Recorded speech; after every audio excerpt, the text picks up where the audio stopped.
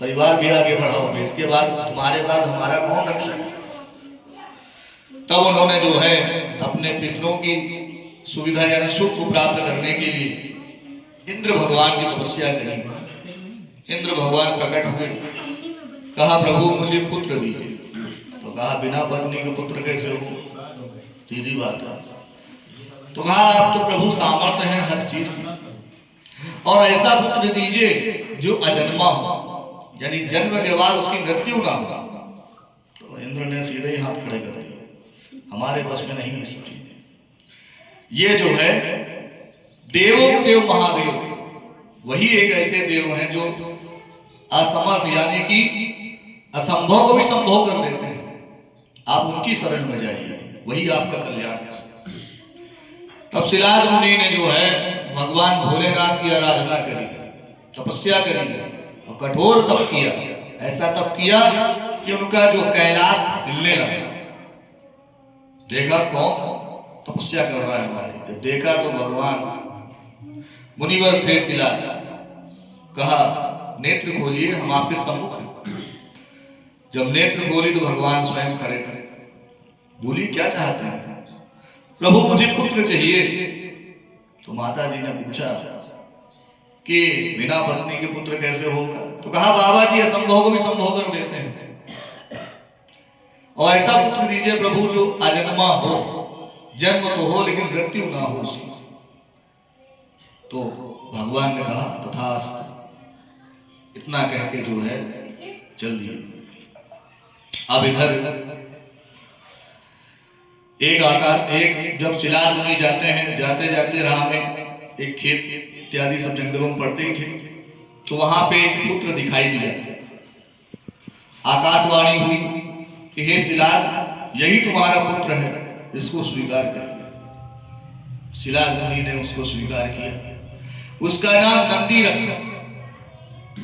अब नंदी का पालन पोषण अच्छे से करने लगे। नंदी जी बड़े हुए तो दो ऋषि आए थे उनके आश्रम में। नंदी ने उनकी खूब सेवा की।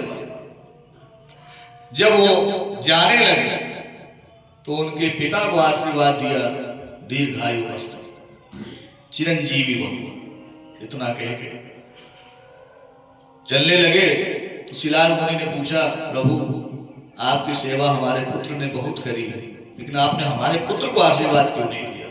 आपने मुझे आशीर्वाद कर दिया। कहा तुम्हारा पुत्र अल्पायु है।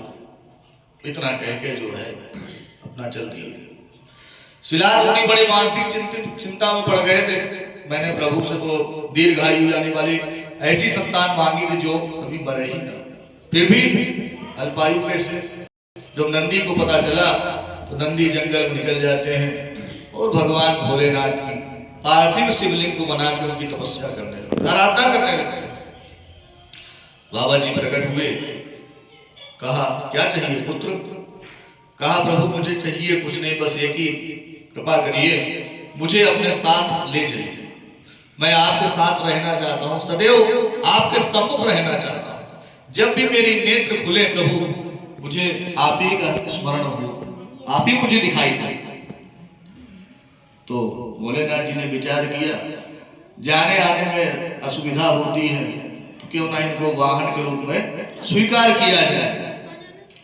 तो नंदी को बैल का स्वरूप दे दिया और कैलाश पे ले आए। जब माता जी ने पूछा ये कौन है, तो बताया इनका नाम नंदी है, शिलाद मुनिवर की संतान है, अब सदैव हमारे साथ ही रहे। अपने गणों के साथ नंदी का अभिषेक किया, महाअभिषेक किया, जिससे नंदी से नंदीश्वर पड़ गया ना। और सदैव आपने देखा होगा कि शिवलिंग के सम्मुख हमेशा नंदी का वास क्यों होता है? कई मंदिरों में देखा होगा, अधिकांश मंदिरों में नंदी जहां होंगे सामने अर्घा होगा शंकर जी, क्योंकि शंकर जी ने वरदान दिया इनको, जहां नंदी का वास होगा सदैव वहां हमारा वास अपने आप ही हो जाएगा। तो ऐसे नंदी भगवान का ध्यान करेंगे जो सदैव धर्म के प्रतीक हैं, धर्म के मार्ग पर चलते हैं, कभी अधर्म का सहारा नहीं लिया, चाहे कितना कष्ट आए। ऐसे भगवान से प्रार्थना करेंगे नंदी से कि हे प्रभु मुझे भी यही शुभ आशीष दीजिए, चाहे मेरे ऊपर सुख हो या दुख हो, कभी हमें अधर्म का सहारा ना लेना पड़े, धर्म के मार्ग पर चलते चलते प्रभु की शरण में जा पहुंचे। ऐसी मन में कामना को लेते हुए नंदी जी महाराज जी का ध्यान करेंगे। सदानंदी नंदी जगत पति धाम